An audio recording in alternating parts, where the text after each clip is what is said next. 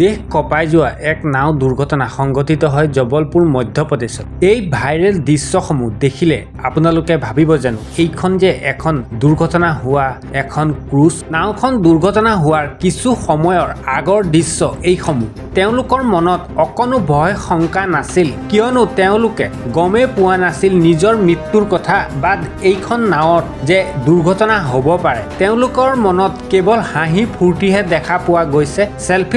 Selfie তুলি আছে, video' বনোৱাই ভিডিঅ' কৰি আছে। সেই সময়ৰ কিছু দৃশ্য আপোনালোকৰ মাজলৈ প্ৰেৰণ কৰিছোঁ।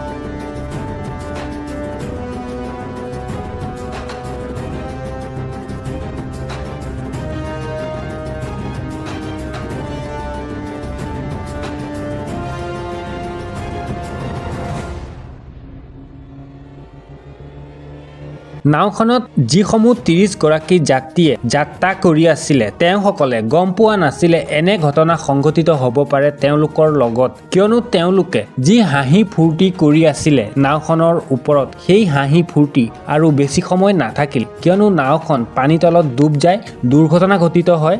দুখজনক ঘটনা। ইয়াৰ পৰা জানিব পৰা গৈছে যে প্ৰশাসনে দুৰ্ঘটনা হোৱাৰ পিছতহে চকু মেলি চাই।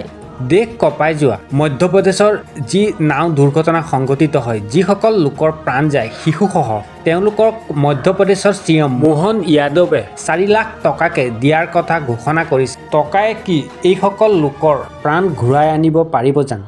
কওকচোন আপোনালোকে। প্ৰশাসন যিকোনো ঘটনাৰ পিছতহে সাৰ পায়।